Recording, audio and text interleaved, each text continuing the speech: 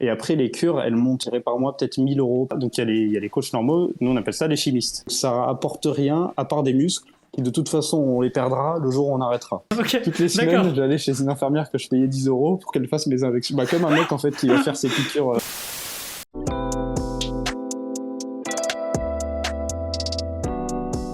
Salut à tous, c'est Café Brioche, bienvenue pour un nouvel épisode. Du coup, moi c'est Reda, on est toujours en compagnie de Lucas. Salut les gars.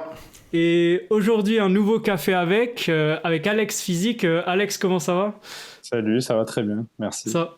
Donc on a pris aujourd'hui Alex, comme vous l'avez vu dans le titre, c'est un sujet un petit peu tabou, un peu particulier. On va parler du dopage, notamment dans la musculation. Donc tout ce qui est lié aux produits dopants, aux stéroïdes anabolisants, ça peut être des sujets que les gens ne connaissent pas particulièrement, comme c'est illégal en France. Et donc Alex, aujourd'hui t'es venu ça parce que toi t'étais un ancien dopé, aujourd'hui on peut le dire, exact, ouais. Et pour raconter ton expérience. Donc moi je vous laisse te poser la première question, c'est qu'est-ce qui t'a donné envie déjà de commencer la muscu et qu'est-ce qui t'a orienté après sur les produits dopants ? Et qu'est-ce que c'est aussi ? La muscu, je pense comme beaucoup de gens, j'étais maigre, je faisais 56 kilos et du coup j'avais envie de prendre du poids. Okay. Je fais 1m75, je faisais 56 kilos, j'étais pas très gros, j'avais envie de prendre du poids et du coup je me suis mis à la muscu. J'ai commencé à la maison et ensuite j'ai fait 1 an à Paris, ensuite je suis descendu à Nice et c'est les 1 an à Paris où je me suis mis comme un malade. Et on rentre un peu très vite dans l'engrenage. Je pense maintenant c'est devenu un peu plus commun, donc les gens ont l'habitude, mais avant c'était le début.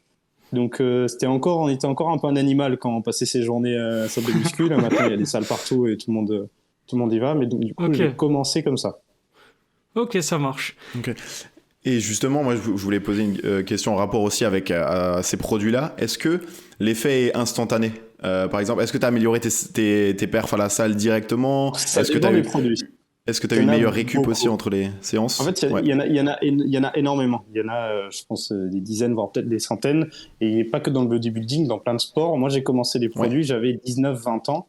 Donc, ça faisait 2 ans que je faisais de la muscu. Ça faisait pas longtemps. Et j'ai commencé par des produits assez classiques. Donc, en gros, pour résumer un peu, il y a les stéroïdes, les trucs classiques, qui font augmenter la testostérone. Ce qui fait qu'il y en a qui existent pour prendre du poids, pour sécher, pour devenir plus endurant. Il y en a vraiment plein, ça, hein, citer les noms, il y en a trop.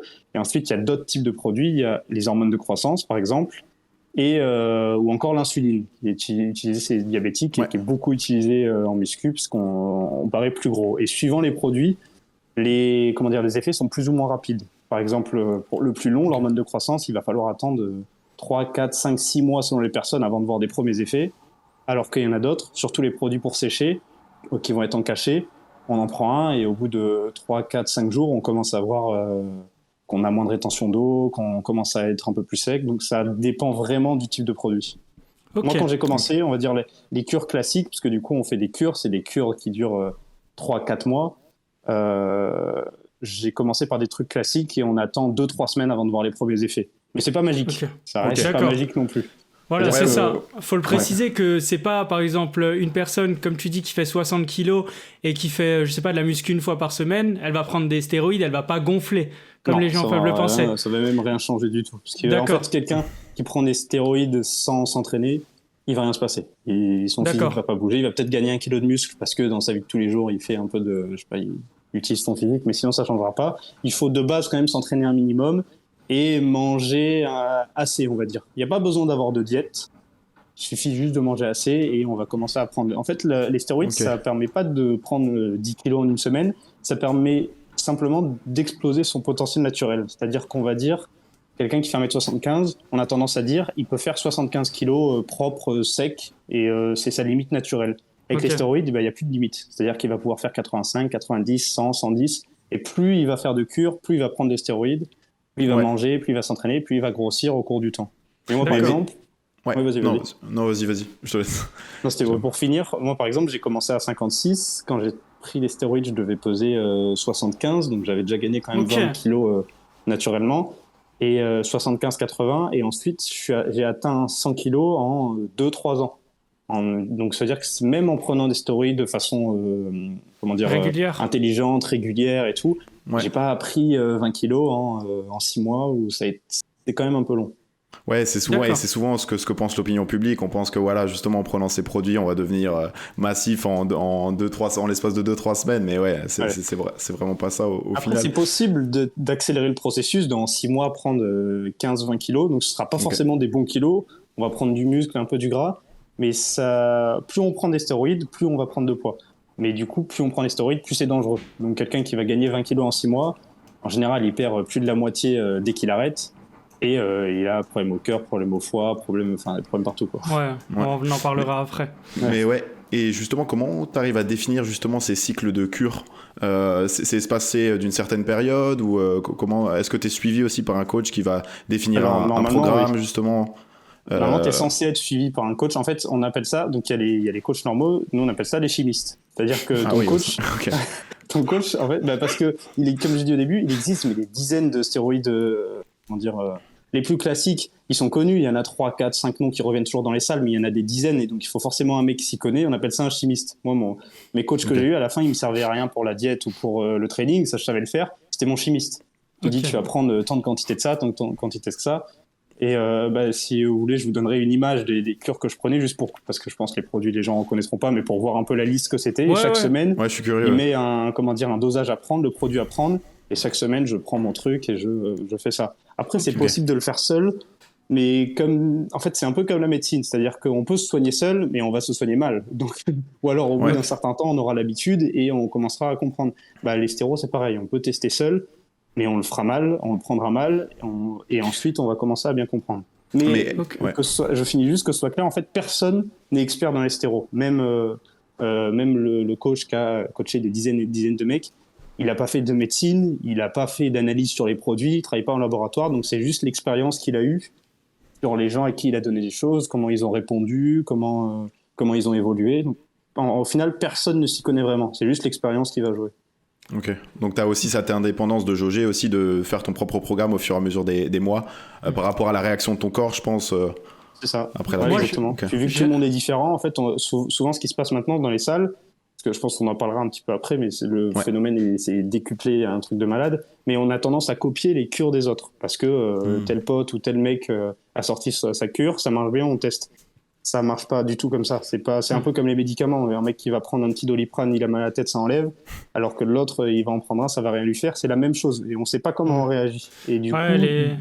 Les gens font l'analogie par rapport au programme de muscu, ils se disent c'est 10 pompes, je vais faire la même, alors que... Ouais, c'est ça. Et même au final, même la muscu, c'est copier le programme de son pote, ça va pas forcément marcher, on réagit pas tous de la même manière. Donc en fait, plus tu vas loin dans le processus et moins tu es entouré, plus c'est dangereux. Parce que tu n'as aucune expérience, tu copies des trucs, ça se trouve le mec, parce qu'il y a aussi un autre aspect, c'est que le mec en général est en mauvaise santé, mais il ne le dit pas. On dit tous les effets positifs, mais on ne parle pas de libido, on ne parle pas de problème au cœur, problème au foie, problème pour dormir.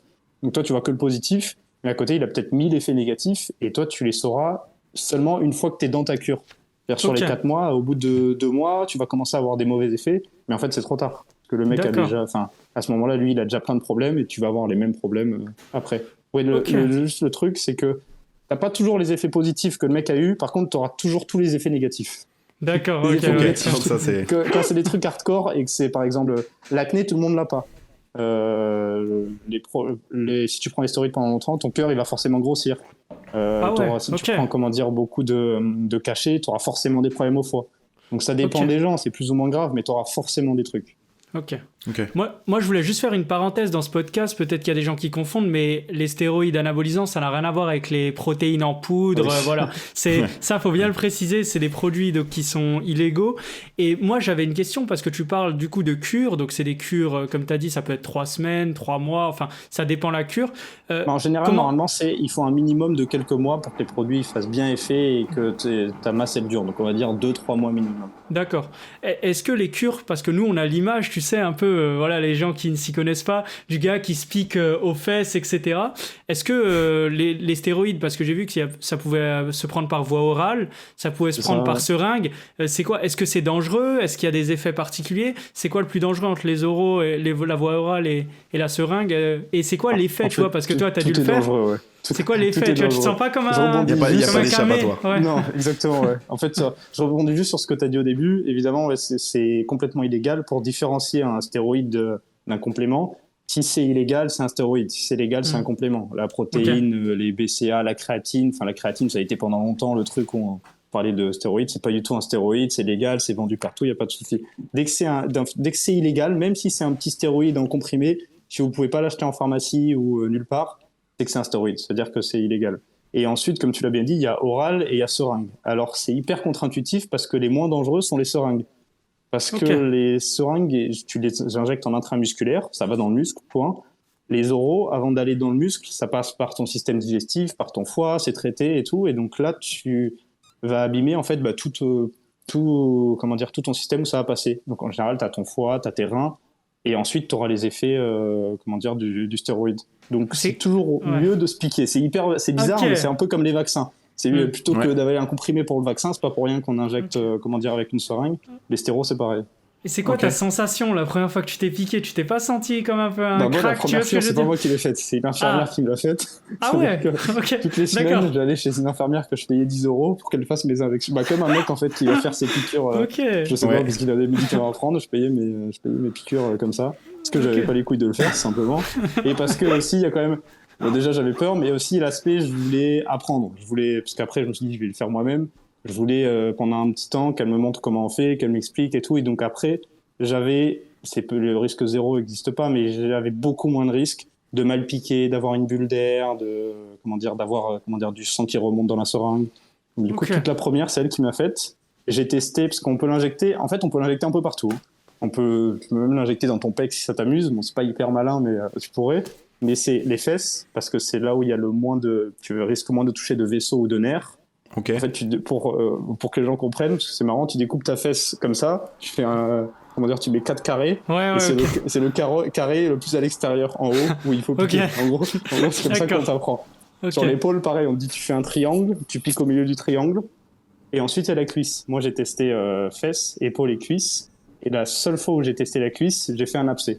Donc ça arrive, ça peut arriver, mais moi, j'ai pas eu de chance dès la première fois, et du coup, depuis, j'ai une petite bosse là où j'ai eu l'abcès. Donc, je suis allé voir un médecin, antibio et tout, parce que tu peux faire une septicémie, ton sens, t'as un abcès, ton sang s'infecte, tu meurs. Donc, ça c'est chaud. Un peu conne sur la première cure. En fait, parce que les gens pensent qu'une fois que tu prends des produits, tu peux mourir de crise cardiaque, AVC, mais avant ça, faut se piquer. Et normalement, c'est un truc qui est fait dans un endroit stérile, dans un hôpital, par une infirmière, un médecin. Là, on est tout seul chez soi. Moi, j'ai acheté les aiguilles je me rappelle plus le site, mais c'était de la parapharmacie. J'ai acheté en ligne. Je recevais des boîtes de 100 aiguilles, ça coûtait rien, ça me coûtait 8 balles. Et ensuite, je mets l'aiguille dans la seringue et je tire moi-même mon produit. Et normalement, les gens sont formés pour ça, on apprend. Moi, j'ai eu de la chance, j'ai une infirmière qui m'a appris, mais la plupart des gens apprennent pas. C'est-à-dire qu'ils regardent sur Internet une vidéo d'un mec qui leur dit comment faire, ils désinfectent rien, ils prennent, ils tirent, ils s'injectent. Donc déjà, le tout premier risque, c'est juste l'infection qu'on connaît pas. Et ensuite, sur les stéroïdes, pour revenir à ta question de base, donc les oraux, je t'ai dit un peu, c'est les problèmes au foie, au rein que tu risques d'avoir. Et ensuite, les seringues, ça va être les produits. De toute façon, les produits forts, ils sont tous en seringue.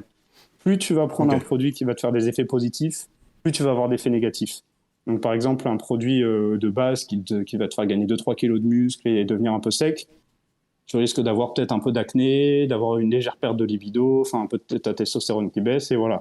Mais par contre, un produit qui va te faire gagner, t'inclure 10-15 kilos, qui va te faire devenir énorme, qui va te faire plein de rétention d'eau, qui va te faire... Là, tu risques, si je vais très loin, un arrêt cardiaque, l'AVC, enfin les trucs les plus graves qui peuvent exister. Et c'est bien fait, c'est bien fait parce que plus ça marche, plus t'as de risques. Et à l'inverse, moins ça marche, moins t'as de risques. Mais justement, une fois que tu es dans la prise de produits comme ça a été quoi l'élément déclencheur pour t'en sortir?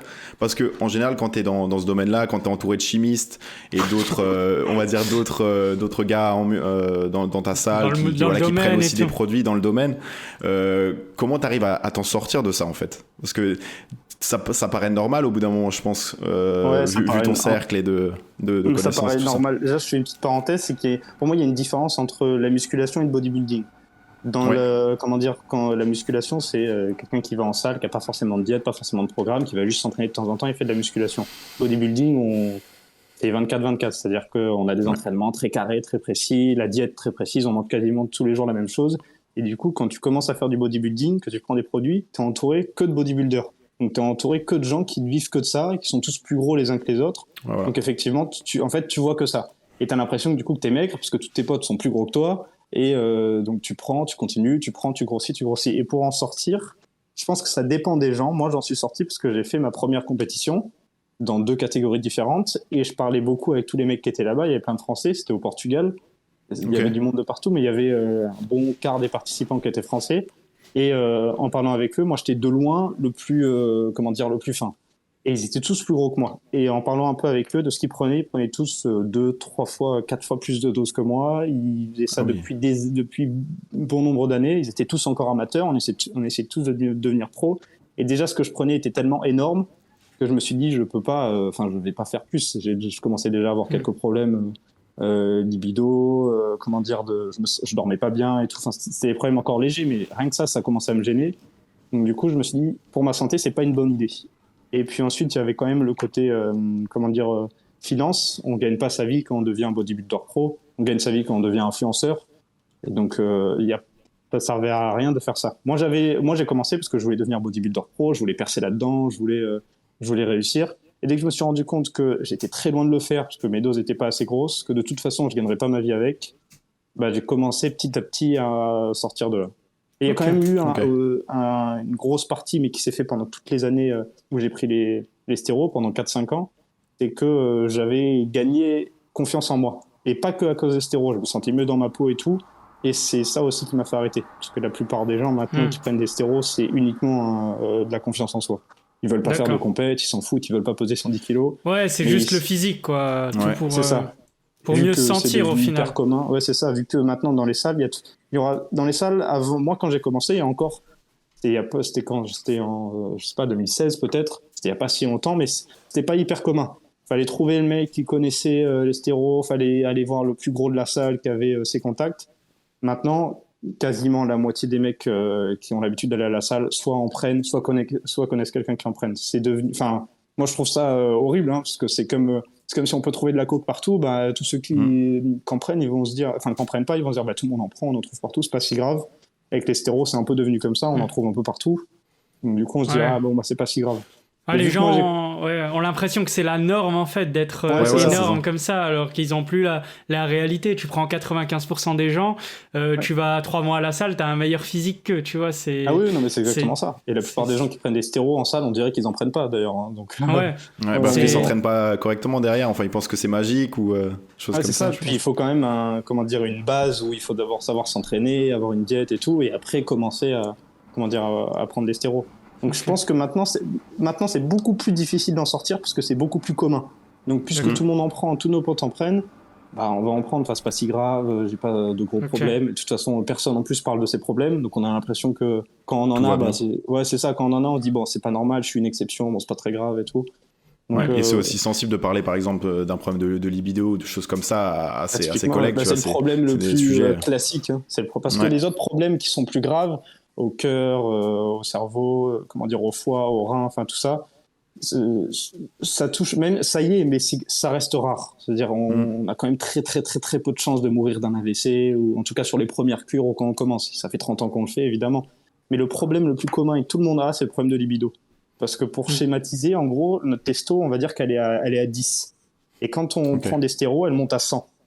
Sauf que notre testo naturel de 10, elle sert plus à rien. Donc on arrête de faire de la testo naturelle. Et notre testo naturelle descend à 0, pendant que l'autre est à 100. Et au moment où on arrête la cure, on redescend, à notre seuil de 10, sauf que notre seuil de 10, il est plus là. Parce qu'on a arrêté d'en produire naturellement. Donc on va redescendre à 0 pendant un laps de temps. Donc il y a des gens, ça va remonter la semaine où ils arrêtent. Mais il y a des gens, ça va remonter au bout de 6 mois, 1 an, 2 ans, ou voire jamais. Et c'est cette période-là où au moment où on est à 0, où on n'a plus de testostérone, donc plus de libido, plus d'agressivité, hyper émotif. Après, on rentre dans un cercle vicieux où si on l'accepte pas, si on n'en parle pas et si on se fait pas traiter et que ça repart pas tout seul, on reste comme ça. Donc du coup, évidemment, parce que 0, quand on est en bas, 0 testo, c'est 0 libido. C'est même pas qu'on peut pas accoucher, c'est qu'on n'y arrive pas. On n'a pas envie, on n'y arrive pas. Donc, et la plupart des mecs n'en parlent pas. Mais ça arrive à tout le monde. Ça, c'est après la cure, mais ça arrive à tout le monde. Et toi, justement, qu'est-ce qui t'a fait arrêter totalement ces produits-là ? T'as eu un élément ou un événement peut-être qui t'a marqué, qui t'a fait changer d'avis? Moi, il n'y avait pas eu de truc précis. Moi, c'était vraiment ma compétition. C'est quand je l'ai faite et que je suis retourné, ça m'a. J'ai quand même fait une dernière cure juste après où j'ai repris le poids et je l'ai pas bien vécu. C'était pas top. Pourtant, j'avais repris 10 kilos derrière, mais c'était. En fait, je voyais plus l'intérêt. J'avais fait ma compétition, j'avais été déçu de voir qu'en fait, je pensais prendre tellement de produits et en fait, j'étais très loin de ce qu'il fallait, que j'allais pas gagner ma vie avec, que ça m'apportait plus rien, que j'avais l'impression que j'avais besoin de ça quand même, parce qu'on est toujours gros, sec, tout le monde nous dit t'es énorme, donc ça nous aide pour la l'ego confiance est en boosté, soi. quoi. C'est ça. Et je commençais à me foutre de ça, c'est-à-dire que je me foutais de ce que les gens me disaient. Et petit à petit, j'ai commencé à penser à arrêter. Et quand j'ai fait ma dernière cure, après, j'ai jamais repris. Je me suis dit, c'est bon, j'arrête, j'ai plus besoin. Ouais. T'as compris, t'avais confiance en toi avec ton physique et tu valais plus que juste ce physique, quoi. T'as compris, c'est ça. En fait, quand on veut faire une compète, je suis désolé, je te coupe. Non, t'inquiète, c'est toi l'invité. c'est différent parce qu'on a un objectif. Donc, c'est plus une question de confiance et tout, c'est une question de je veux passer pro, je veux atteindre tel objectif.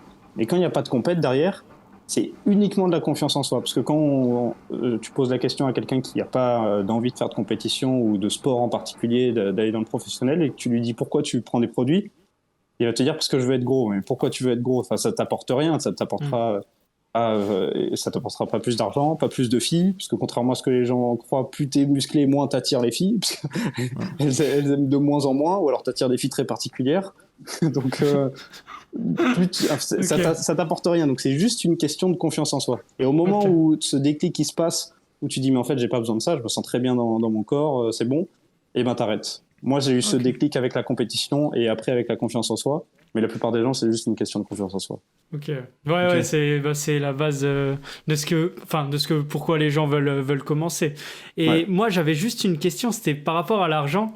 Tu vois, dans les podcasts, je pose la question par rapport à l'argent souvent. Le salaire à chaque fois. Là, c'est particulier parce que du coup, une cure, les gens n'ont pas forcément idée de combien ça coûte. Ils peuvent se dire, c'est peut-être 10 euros par mois, etc.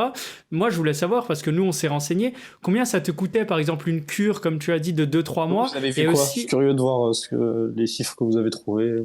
De quoi? Sur les cures? Après, perso, moi, j'avais vu, ça dépendait déjà si c'était de la chinoise ou de la française.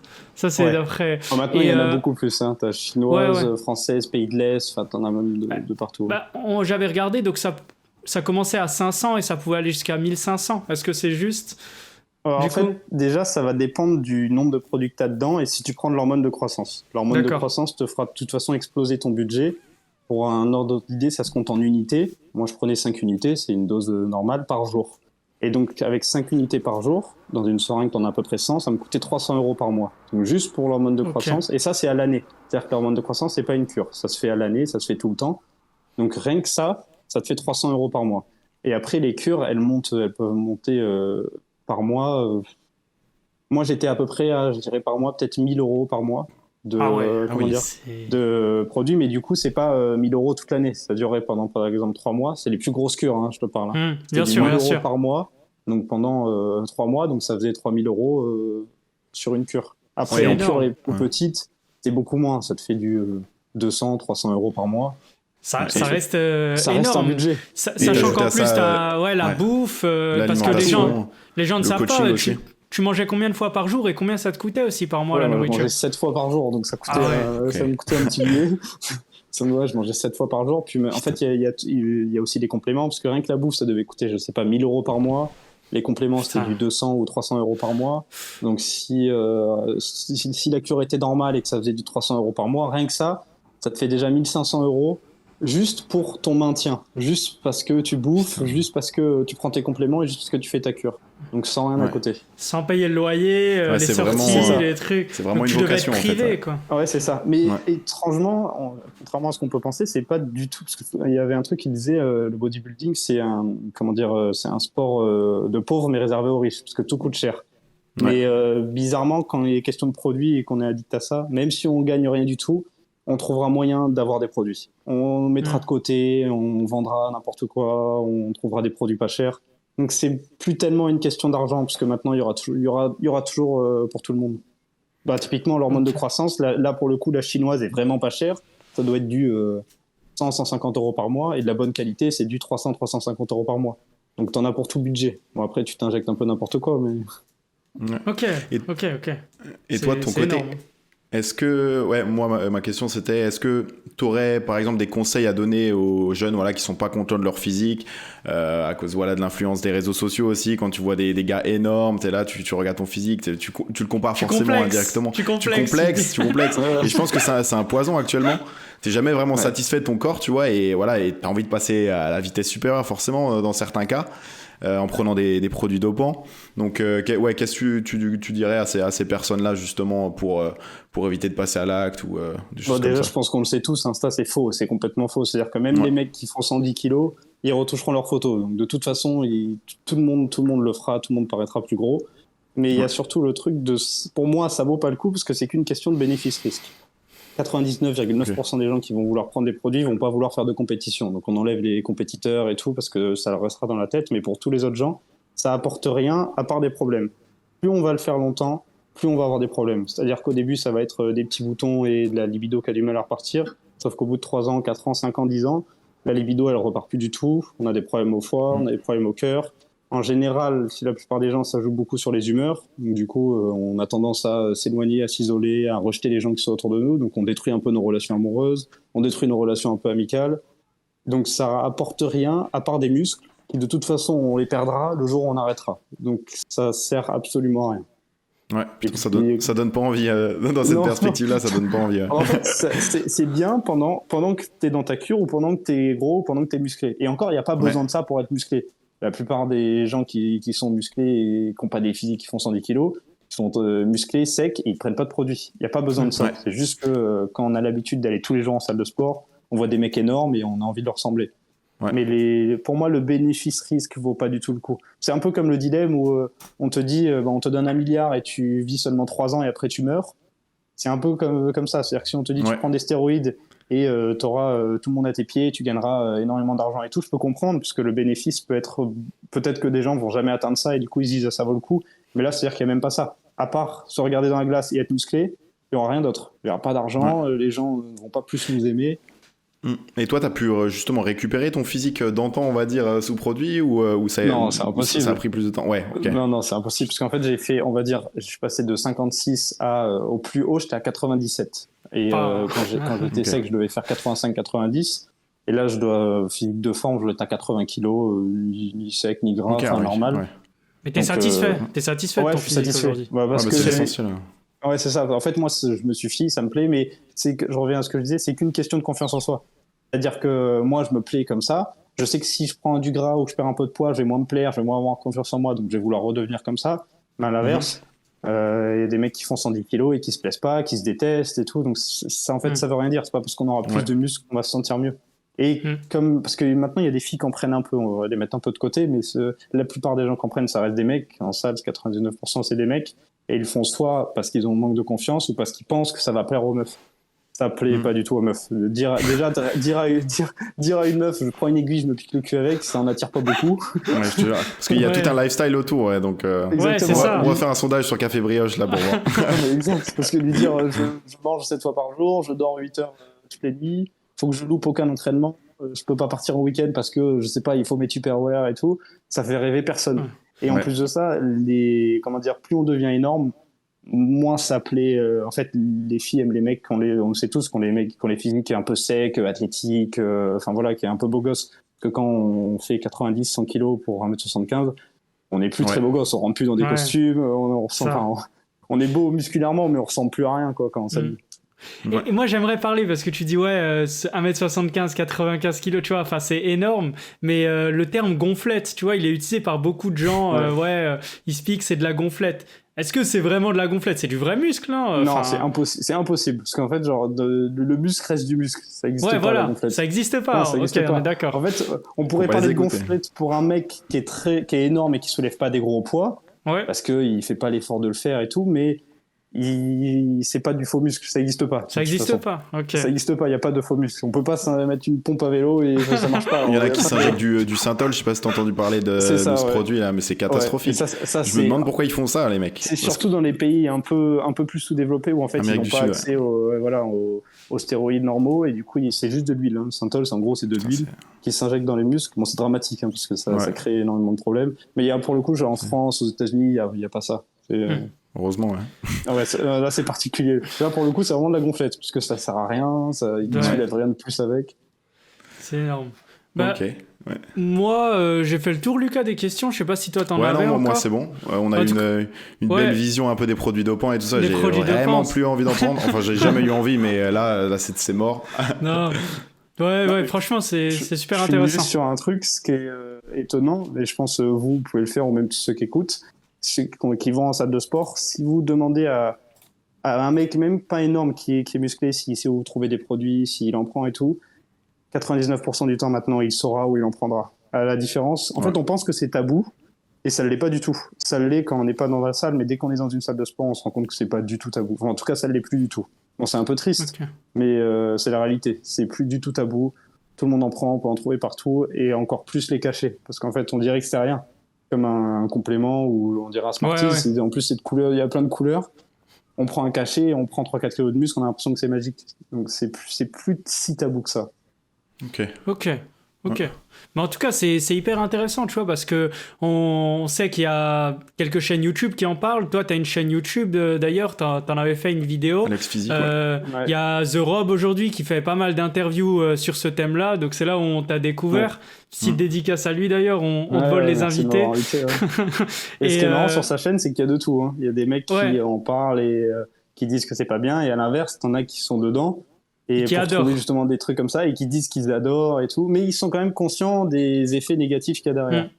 Mais c'est bien d'avoir les deux visions, justement, comme ça tu te formes un propre avis, tu vois, tu peux vraiment te constituer à travers l'expérience des autres. Souvent les gens comprennent pas parce qu'on se dit s'injecter un truc et devenir énorme, ça a quel intérêt, mais quand même ce truc quand on est dans la muscu, parce que c'est quand même un milieu particulier, la musculation, le bodybuilding, c'est un milieu bizarre, on se met torse nu, on se regarde et on se kiffe, enfin voilà. Il n'y a pas beaucoup de domaines où c'est comme ça, et même les autres sports, c'est pas tellement des sports visuels, c'est des sports, il faut être performant. Athlétique, la perf. Exactement, c'est la perf, alors qu'en muscu, on peut soulever des poids pourris et être très beau physiquement et les gens seront contents. Donc c'est même pas du tout la perf.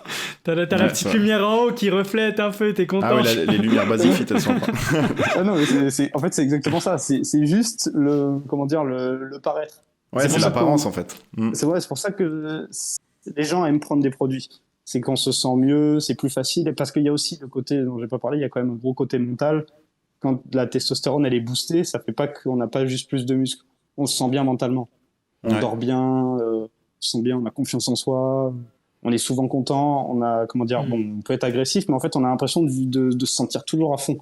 Donc, il y a quand même le côté mental qui joue beaucoup, et l'addiction, elle se crée plus sur le côté mental que sur le côté physique. Dès qu'on n'en prend plus, on est au fond, on est limite en dépression, on se sent pas bien, on regrette d'avoir rejeté tous les gens qui sont autour de nous, donc on a vite envie d'en reprendre pour se ressentir un peu... c'est une drogue en fait, tu vas au bout du super bonheur au super malheur, c'est hyper dangereux. Mais la différence des autres drogues, c'est qu'il n'y a pas de manque physique qui se crée, c'est juste un manque mental, on se sent juste pas bien et on a envie d'en reprendre. Il n'y a pas de tremblement, il n'y a rien, c'est juste qu'on se sent comme une merde et on se dit quand j'en prenais, j'étais pas une merde, en plus je te pesais 10 kilos de plus, donc hop, on en reprend et on fait des cures comme ça.